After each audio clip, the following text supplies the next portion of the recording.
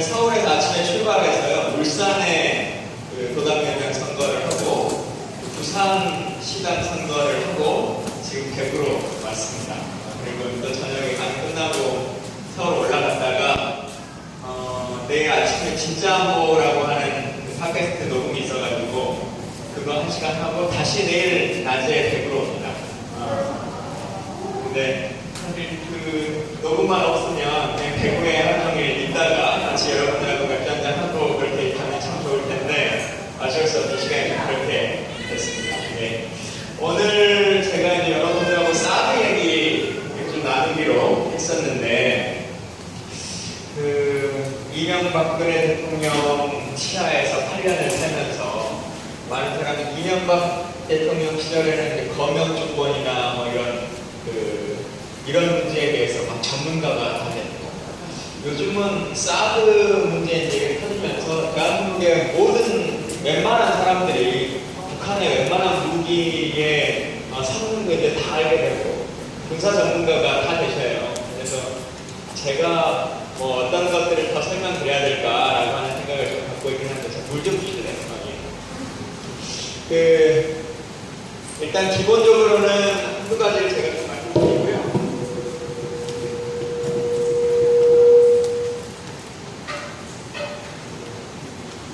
워낙 오랫동안 이제 얘기가 나왔던 사안이기 때문에 제가 했던 얘기를 또 하고 다 아는 내용을 말할 필요는 없을 것 같아서 궁금하신 내용들이 있으면 제가 아는 범위 내에서 좀 답변 드리는 형식으로 하도록 하겠습니다. 사드 배치 반대 평화 방향회라고 했는데 사드라고 하는 게 사실 평화를 만들어 올 수 있는 것이냐라고 하는 근본적인 질문이 일단 먼저 필요한 거겠죠. 사드라고 하는 것, 전쟁이라고 하는 것, 물론 당연히 전쟁이 일어나면 안 될 겁니다. 근데 또 전쟁이 일어났을 때 승리해야 된다라고 하는 것을 전제로 두고 있는 게 우리가 국방 예산을 1년에 40조씩을 쓰면서 군을 유지하고 있는 이유지 않습니까? 그러니까 무조건 무기가 들어오면 안 된다. 모든 무기는 다 나쁜 거다. 이렇게 주장하려고 하는 것이 아닙니다. 필요한 무기가 있다면 들어와야 합니다. 그리고 사드도 우리에게 정말 필요한 무기라면 당연히 받아들여야 됩니다. 받아들일 때 중국이 뭐라고 하든 러시아가 뭐라고 하든 정말 필요한 일이 있다면 그건 받아들일 수 있는 겁니다. 근데 과연 그런 여러 가지 것들을 다 포기하면서까지 받아들일 만한 무기이냐 아니냐라고 하는 일단 근본적인 논쟁을 먼저 해야 될 것 같고요. 무기의 성능 구조 뭐 이런 거 설명드리기 전에 제가 이것에 대해서 먼저 좀 말씀드릴게요. 박근혜 대통령이 최근에 이 건과 관련해서 이렇게 말씀하셨죠. 사드를 대체할 수 있는 더 좋은 답이 있으면, 더 좋은 무기가 있으면 야당이 제시해봐라 이렇게 말씀하셨어요. 물론 사드는 현재 나와 있는 고고도 요격 미사일 중에서는 가장 월등한 성능을 갖추고 있는 겁니다. 스펙 자체로는 그렇습니다. 그것이 요격률이 얼마냐 아니냐의 문제를 떠나서 스펙 자체로는 가장 높은 성능을 갖추고 있는 거죠. 근데 대통령의 질문의 전제가 잘못되어 있습니다. 뭐냐면 대구에서 제일 여기 딱딱 비싼 데가 무슨 동이에요? 추성로? 네. 범어동? 네. 좋습니다. 범어동에 땅이 한 100평이 있다 이렇게 생각을 해보면 땅이 100평이 있는 땅 주인이 있어요. 근데 땅 주인 할머니가 거기에 그 좋은 땅에 사거리, 범어동 사거리 한가운데 땅 100평을 갖고 있으면서 거기에다가 옥수수를 심기 시작해요. 그러면 사람들이 여기다가 빌딩을 지어서 세를 받아도 되고 주차타워를 올려도 되고 진짜 좋은 땅을 효과적으로 쓸 수 있는데 왜 옥수수를 심습니까? 달리 생각 한번 해보세요. 이렇게 질문을 합니다. 그러면 그분이 뭐라고 얘기를 하냐면 옥수수보다 더 쉽게 키울 수 있는 작물이 있으면 얘기해보세요. 이렇게 얘기하는 거예요. 작물 중에서 키울 수 있는 작물 중에서는 가장 손쉽게 키울 수 있는 게 옥수수인 건 맞을 수 있습니다. 그 한가운데서 별을 재배하기는 너무 어려울 수 있을 거예요. 근데 전제 자체가 잘못된 거예요. 그 범어동 사거리 한가운데서 옥수수를 채소를 키울 거냐, 복숭아 나무를 심을 거냐, 매실나무를 심을 거냐라고 하는 논쟁이 중요한 게 아니에요. 그 땅을 얼마나 더 효율적으로 해서 1등을 올릴 것이냐, 아니면 뭐 모델하우스로 임대 공간을 줄 것이냐라고 하는 다양한 대안들이, 더 좋은 대안들이 훨씬 있다라고 하는 거예요. 우리가 흔히 지금 계속 주장해 왔던 것처럼 사드라고 하는 것을 통해서 우리가 포기해야 되는 많은 것들이 생기죠. 중국과 러시아가 지금 당장 이렇게 우리에게 등을 돌리고 있는 거지 않습니까? 사드를 왜 하느냐라고 하는 근본적인 논쟁으로 들어가면 이거지 않습니까? 사드를 왜 설치하자고 말하는 거죠? 청와대는, 국방부는 사드를 왜 들여옵니까? 왜? 응? 북한하고 전쟁을 생각했어. 네. 북한은 어떤 전쟁을 생각했어? 북한의 핵 무기를 막아내기 위해서 핵 위협을 없애자라고 하는 것이 가장 근본적인 질문인데, 사드를 도입해 오면 군사적으로 뭐 요격을 시킨다고 쳤을 때 그게 두 가지 전제가 성립돼야 되잖아요. 첫 번째, 김정은이 생각하기에 야, 이제 남한이 사드를 도입했으니까 더 이상 핵을 개발하면 안 되겠다, 이 생각을 해야 될 거 아닙니까? 성립됩니까? 안 되죠. 그러면 이게 요격 미사일이니까 또 비슷하게 생각해야 될 거 아닙니까? 아, 북한, 남한이 이제 우리 미사일 쏘면 다 요격을 해버릴 테니까 더 이상 핵무기를 남한으로 쏘면 안 되겠다 라고 하는 걸 전제되니까 그러지 않는 거죠. 그래서 사실은 핵 위협을 막는 데는 필요성이 없는 겁니다. 우리가 그동안 뭐 그냥 김대중 대통령, 노무현 대통령이 민주정부 10년 만이 아니더라도 그 전 정부부터, 그리고 최근에 이명박 대통령, 박근혜 대통령 끊임없이 주장해왔던 것이 뭐냐면, 북한의 이제 민주정부 10년은 북한을 대화를 통해서 국제사회로 나아가게끔 해서 그 교류의 틀을 넓혀나가서 더 이상 북한이 고립되지 않도록 만들자라고 하는 것이 우리의 전략이었고, 정반대로 보수 정부에서는 북한을 제재를 해서라도 국제사회를 통해서, 제재를 통해서 북한이 이 난관을 해결할 수 없게끔 만들자, 그래서 우리에게 손을 벌리게 하자, 핵을 포기하게 하자라고 하는 것이 목표였잖아요. 근데 북한을 제재를 하든 아니 북한과 대화를 하든 그 두 모두에게 필요한 것은 뭐냐면 국제사회의 협력입니다. 중국이 동의를 해줘야 하고 러시아가 동의를 해줘야, 얼마 전에 유엔에서 안보리 제재 결의안이 채택된 것처럼 그 제재에 동의를 받을 거 아니겠습니까? 육장회장의 의장국은 중국입니다. 육장회장 회의를 주재하지 않아버리면 회의 자체가 성립되지 않는 거죠. 근데 지금 중국이 뭐라고 하고 있습니까? 너희 그렇게 하면 우리 더 이상 당신들하고 얘기 안 할 거야? 그러면 이제 나 북한 편 들어버릴 거야? 라고 하고 있는 거 아닙니까? 당장 그런 일이 벌어지죠. 그러니까 결국은 북한 스스로 핵을 포기할 근거도 상실되고, 북한을 제재를 통해서 막아낼 수 있는 방법도 상실되고, 혹은 북한을 대화를 통해서 국제사회로 끌어낼 수 있는 방법도 상실된 겁니다. 원래 이것을 도입하려고 했던 가장 첫 번째 이유, 근본적인 이유, 북한의 핵 위협으로부터 대한민국을 보호하자라고 하는 전제 자체가 단 하나도 성립되지 않게끔 만들고 있는 거예요. 안타깝습니다. 제가 국방위원회에 4년간 있었는데요.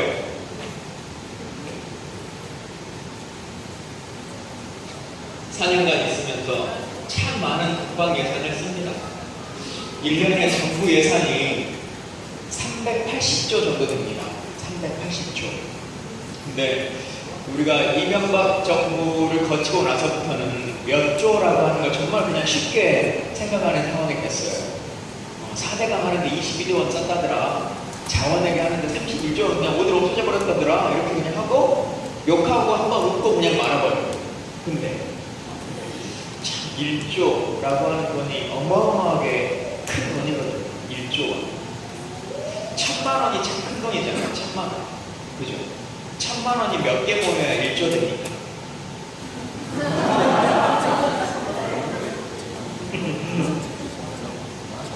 맞아?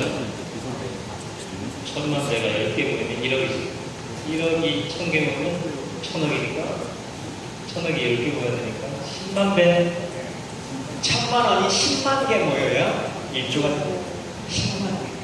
근데 우리는 너무 몇 조라고 하는 거 진짜 우습게 생각하는 거예요.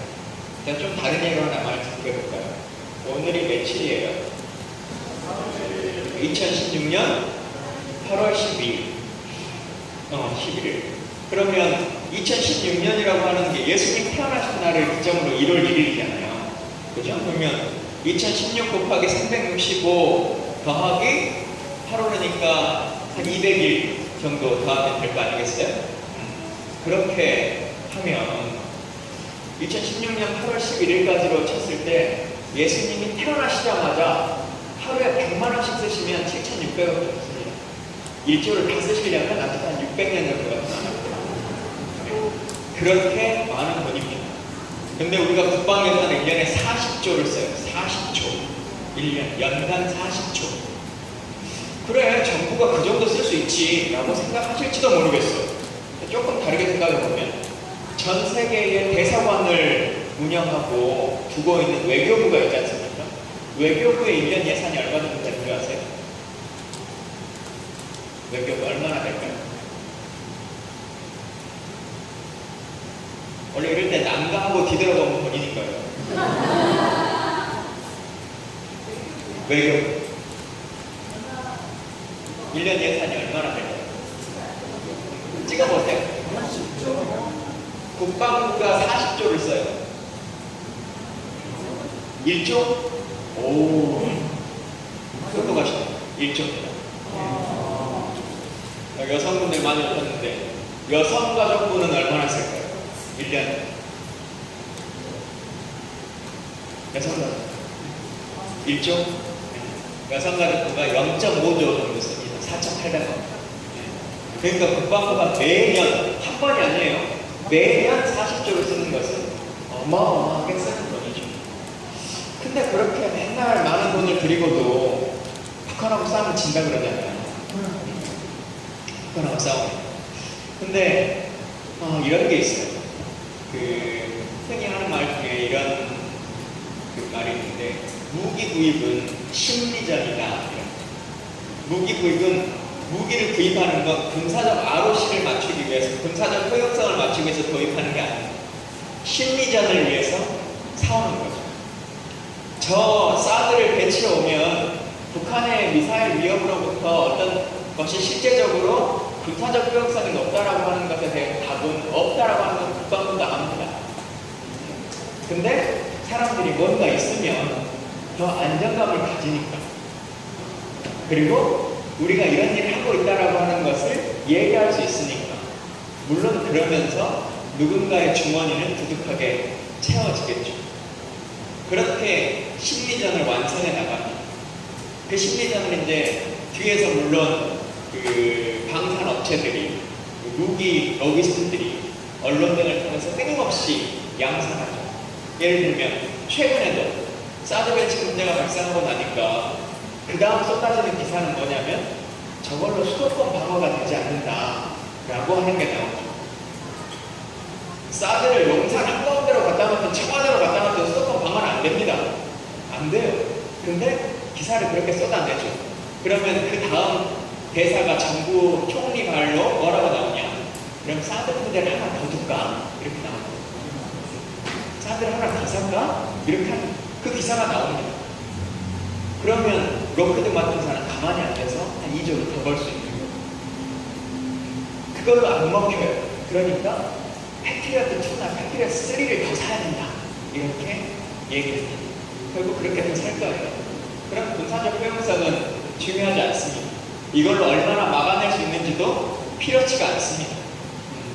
자, 이제 이번에는 ROC에 대한 얘기를 좀 해볼게요. 아마 이제 너무 많이들 아셔가지고 더 말하지 않아도 알 것 같은데, 짧게 그냥 사드가 왜 무용한 무기체계인지 한번 말씀드려보겠습니다. 사드가 영어로 뭔지 나 정확히 안 알아. 사드. 한국말로 번역해서 나 말할 수 있다. 정확하게.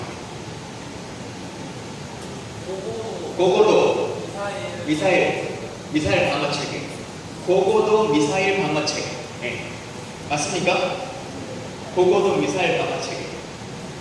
난 좀 다르게 생각한다. 제니 씨. 동의해요? 고고도 미사일 방어 체계. 네. 언론에서 항상 고고도 미사일 방어, 혹시 여기 이 화이트보드 있을까요? 고고도 미사일 방어 체계라고만 항상 언론에서 번역을 해줘요. 신문에서. 중요한 게 하나 빠져 있어. 사드는 THAAD인데, 사드, THAAD. 앞에 T라고 하는 게 있죠. T. 근데 우리가 번역할 때는 HAAD만 번역합니다. High Altitude Area Defense Mission, 미사일. 고고도 요격 미사일이라고만 번역합니다. 앞에 T를 얘기하잖아요. T. 앞에 T는 터미널입니다. 종말 단계죠. 종말 단계. 네. 이 T가 종말 단계를 말하고 있는 거예요. 어떤 물체든 포물선으로 여기서부터 저기까지 던져질 때는 포물선이라고 하는 것이 생길 겁니다. 그 거리가 어떻게 되든지 간에, 그 높낮이가 어떻게 되든지 간에 포물선은 생길 수밖에 없습니다. 왜냐하면 던져서 어딘가로 떨어져야 되죠. 그러면 그 포물선이 떨어질 때는 언제나 4가지 단계를 거치도록 돼 있습니다. 처음에 던지고 떨어지는 지점이 있고 가장 높은 가운데 지점이 있을 거 아니겠습니까? 그 가운데 지점을 기점으로 4개로 나눌 수 있겠죠. 그러면 미사일은 발사하면 수직해서 상승해서 하강하고 종말합니다. 이 단계, 수직하고 상승하고 하강하고 종말합니다. 아까 사드는 터미널 단계라고 했습니다. THAAD. 마지막 종말 단계, 터미널 단계에서 요격하는 미사일 체계입니다. 어떤 것을 요격하는 미사일 체계냐? 우리가 흔히 ICBM이라고 불리는 것, ILBM이라고 하는 것, 대륙간 탄도 미사일, 아니면 중고도 탄도 미사일, 이런 것들을 흔히들 말하죠. 사실 이건 좀 상식의 질문인데 왜 이렇게까지 이 논쟁이 어렵게 나올까 저는 이해할 수가 없어요. 초등학교 교육 정도만 받은 사람이면 충분히 답을 구할 수 있는 논쟁이거든요. ICBM, 대륙간 탄도 미사일이라고 우리가 불리는 거죠. 북한이 핵폭탄이라고 하는 것, 핵무기라고 하는 것을 소형화한다, 경량화한다 라고 하는 기사들이 끊임없이 쏟아져 나옵니다. 핵실험을 할 때마다 왜 실험을 하냐면 소형화하고 경량화하기 위해서 한다라고 말하죠. 왜 미사일을, 핵무기를 소형화하고 경량화하겠어요? 왜? 멀리 보내요. 그래서 대륙간 탄도 미사일에 담아서 멀리 쏘려고. 그게 이제 은하 미사일, 노동 미사일, 이제 이런 것이죠. 근데 저는 제가 지식이 짧아서 그런 건지 어떤 건지 잘 모르겠는데 북한하고 남한하고가 대륙간으로 연결되어 있습니다. 대륙간 미사일을 쏴야 될 거리에 있습니까? 남북 간의 거리. 아니죠. 당연히 아닙니다.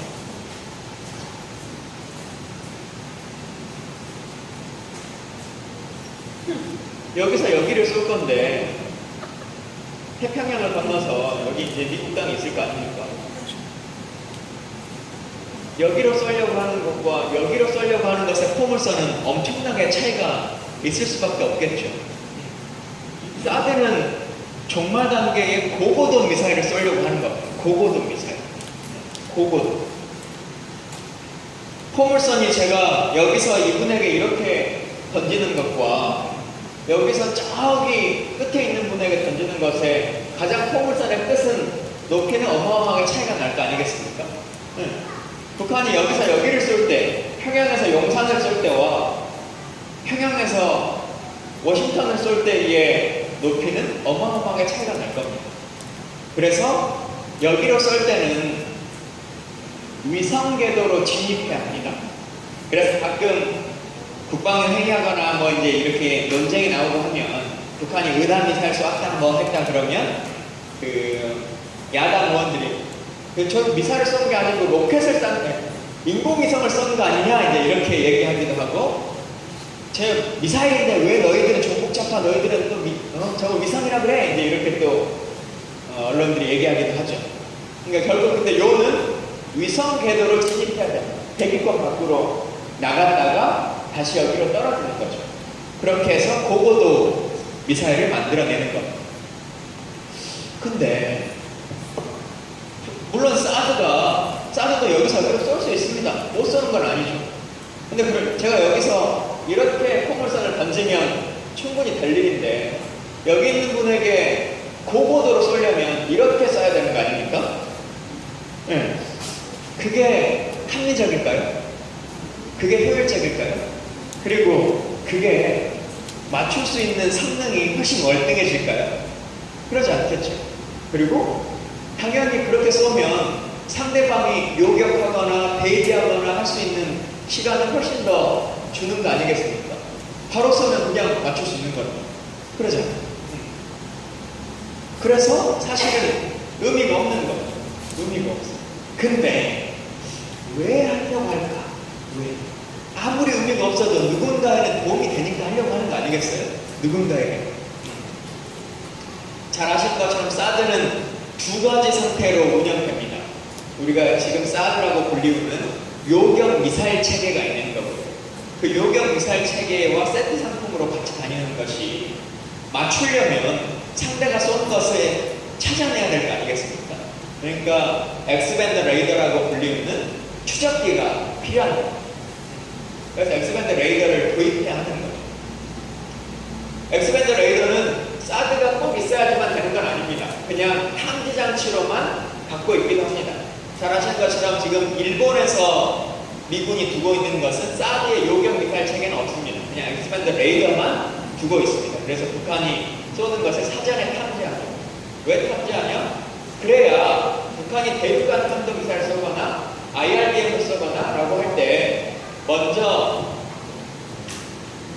오키나와에서 한번 체크를 하고, 여기서 체크된 것을 막아보든지, 아니면 여기서 실패하면 괌에서 다시 한번 확인을 하고, 괌에서도 못 보면 알래스카에서 다시 한번 보는 거죠.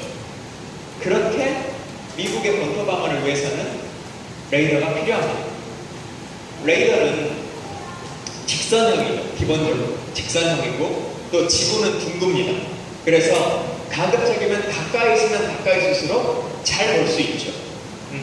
그러니 미국 입장에서는 여기에 오키나와에 있는 것보다 여기에 있으면 훨씬 더 시간을 세이브 시킬 수 있습니다.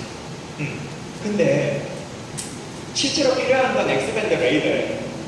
근데 X밴드 레이더만 가져오겠다 하면 대한민국 사람들이 가만히 있겠어요? 안 되겠죠. 동의하지 않겠죠. 야, 그럼 미국만을 위한 무기인데 그거 들어오면 중국이 다 반대하고 막 그럴 텐데 왜 들여와? 라고 하니까, 제가 아까 무기 구입은 뭐라 그랬어요? 심리적. 네. 그러니 아니야, 우리 레이더만 드리려고 하는 게 아니라 미사일이 날라오면 맞춰서 우리가 없애줄게. 그래서 사드라고 하는 요격 미사일 체계도 같이 갖고 라고 얘기하죠. 사드는 평생 가야 쏠 일이 없습니다. 북한이 그렇게 쏠 리가 없을 뿐만 아니라 맞출 확률도 없거든요. 실제 사드는 물론 성능 개발이 다 완료된 그 무기만 들여오지는 않습니다. 가끔 언론에서 보면 이게 완료된 무기 체계냐 아니냐라고 하는 논쟁이 있는데, 사실 그건 좀 무의미합니다. 왜냐면 우리 비행기 만들어지기도 전에 계약하거든요. F-15S나 뭐 F-22나 이런 거 성능 개발도 안 끝나도 계약하기도 합니다.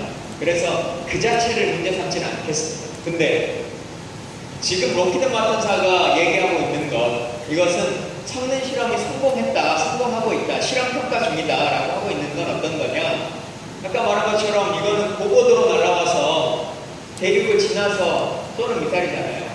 근데 이 제품을 만드는 록히드 마틴사에서조차도 그렇게 위성 궤도로 올라갔다가 내려오는, 그럼 얼마나 빨리 되겠어요? 속도가 엄청나게 빨라질 거 아닙니까? 그것을 연습하면서도 맞춰본 적은 없어요. 맞춰본 성공률이 없는 게 아니라 그런 연습을 해본 적이 없어요. 지금 로키드 마틴사가 12번 자기가 했는데 12번 다 성공했다라고 얘기하고 있는 것은 로키드 마틴사 홈페이지에 가면 써져 있습니다. 뭐라고 되어 있냐면 비행기에서 좌표를 알려주고 투하했을 때 그것을 요격한다. 그것만 가능합니다. 그것도 비가 오거나 눈이 오거나 일개가 흐린 날은 실험하는 날짜에서 변경했다라고 얘기합니다. 그러니까 좌표를 알려주는 것만 맞출 수 있는 거예요. 잘 맞출 수 있으면 좋은데 사실은 그러지 못하는 게 현실이죠. 그리고 10사람이 한 도도 못 막는다라고 하는 말도 있지 않습니까? 실제 국방부가 그동안 뭐라고 끊임없이 얘기했냐면 북한이 핵실험을 하려고 하면 우리가 한 달 전에 사전 탐지를 할 수 있고 북한이 미사일을 발사하려고 하면 일주일 전에 알 수 있습니다 라고 국민들에게 얘기해 왔습니다. 지난 2월 달에 핵실험이 있었습니다. 아까 제가 핵실험이 있으면 언제 알 수 있다고 했어요? 국방부가? 한 달 전. 당일날 아침에 기상청이 먼저 알려줬습니다. 지진이 났다. 그 지진파를 확인하고 나서 핵실험이라고 하는 것을 알게 된 거죠. 그때까지 국방부는 기상청에서 통지를 해준 것과 협찬 벙커가 그 내용을 알지 못했어요. 근데 그건 탓할 문제가 아닙니다. 당연히 모릅니다. 안다고 말하는 게 거짓말이에요. 어떻게 알 수 있겠어요? 모르죠. 우리가 영화를 많이 보셔가지고 무슨 합참 벙커, 막 국방부 벙커 이런 데를 가면 전광판들이 막 이렇게 있고 거기에 위성 레이더들이 막 있어서 자 저기 퉁게리 지금 빨리 중으로 당겨봐 이렇게 하면 당겨질 것 같죠? 네. 영화에서 다 그렇게 하잖아요. 제가 국방위 4년차에 웬만한 벙커라고 하는 벙커는 다 들어가 보고 미군 벙커까지 다 들어가 봤는데 우리 위성은 우리 벙커 하면은 그렇지 않습니다. 그냥 그 지구 위성 궤도 인공위성이 돌고 있는 순간에 촬영되는 화면들만 볼 수 있는 거고요. 그것도 촬영되는 것이 전송된 이후에 보는 거고 갑자기 남쪽을 돌고 있는 인공위성을 당겨다가 북한을 볼 수는 없어요. 그러니까 하루에 딱 2번 이게 도는 거잖아요. 위성이라고 하는 게. 그러면 그 도는 궤도의 시간은 정해져 있을 거 아니겠어요. 뭐 예를 들면 7시에서 7시 10분까지 오후 뭐 3시에서 3시 15분까지 그 시간만 피하면 북한은 절대 걸릴 일도 없는 거죠. 물론 위성이 하나가 아니고 여러 개니까 그 시간의 타이밍이 더 많이 있긴 있습니다만 그건 뭐 누구나 알 수 있는 거죠. 잘 아시는 것처럼 지금 위성이 어디를 찍고 있는가라고 하는 것은 아이폰 어플에 다 나와요.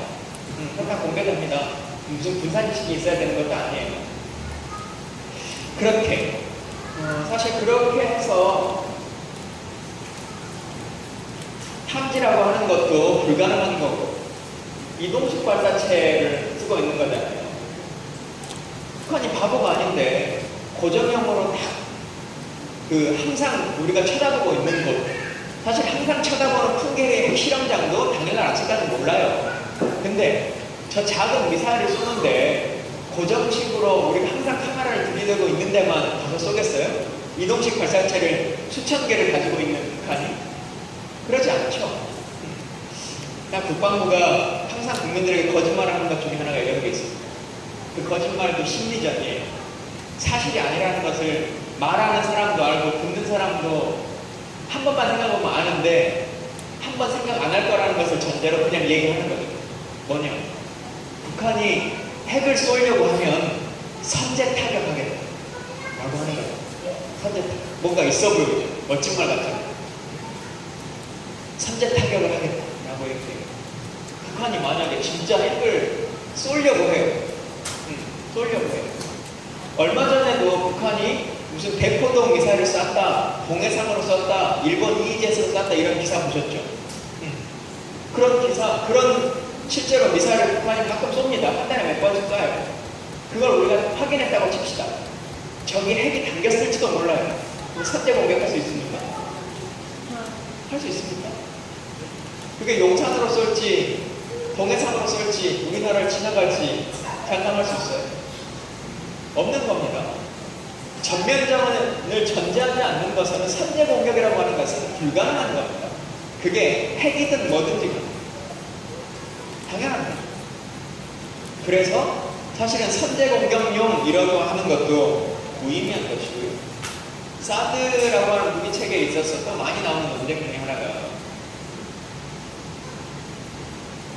저거는 공격 무기가 아니지 않냐, 방어 무기지 않냐 라고 하는 얘기들을 하지 않습니까? 방어하겠다는데 뭐 그런 것까지 뭐라고 하냐, 우리가 북한을 공격하겠다는 거 아니지 않냐, 왜 너희는 북한 편이냐, 이렇게 언론들이 얘기합니다. 근데 저 무기는 방어용 무기가 아닙니다. 사드가 방어용 무기가 아니라고 하는 것을 누구나 알고 있기 때문에 중국도 반발하고 미국이 도입하려고 하는 겁니다. 뭐냐? 우리가 엑스밴드 레이더가 들어올 때 흔히 많이 나오는 말 중에 하나가 이 레이더의 성능이 좋아서 중국의 지역까지 다 볼 수 있다, 그래서 중국이 반대한다 라고 하는 기사들이 나오지 않습니까? 근데 그거는 잘못된 기사입니다. 중국을 볼 수 없다는 게 아니고요, 이미 지금도 우리가 가지고 있는 정찰기와 레이더를 통해서 중국 땅을 다 볼 수 있습니다. 반대로 중국도 우리 지역을 다 볼 수 있습니다. 근데 문제 삼지 않습니다. 중국이 단 한 번도 주한미군이 한국에 배치돼서 있는 것 자체를 문제 삼은 적이 없습니다. 중국이 미군이 패트리어트 2를 가져오고 팩3를 도입하고 하는 것에 대해서 문제 삼지 않고 있습니다. 팩2나 팩3를 드릴 때도 지금 엑스밴드 레이더처럼 그린파인 레이더라고 하는 레이더가 도입돼 옵니다. 그 레이더 성능도 충분히 월등하기 때문에 중국은 다 볼 수 있습니다. 근데 그건 문제 삼지 않았어요. 근데 왜 사드에 대해서는 문제 삼느냐? 두 가지죠. 첫 번째는 그동안은 그 무기의 주도권이 한국에 있었다고 하는 것을 전제하고 있는 겁니다. 그게 대한민국의 자위적 차원에서 충분히 용인할 수 있는 정도의 수준이다라고 다른 국제사회가 동의해 준 것입니다. 근데 지금 무기 체계는 한국이 컨트롤하는 것이 아니죠. 최종적인 버튼을 누르는 결정권자가 주한미군 사령관조차도 아닌 거지 않습니까? 미국 본토에서 그것을 결정하도록 되는 거죠. 그러니 중국이 동의하지 않는 겁니다. 이건 한반도의 자위권 차원을 넘어서는 문제다라고 하는 문제 제기를 합니다. 두 번째는 뭐냐?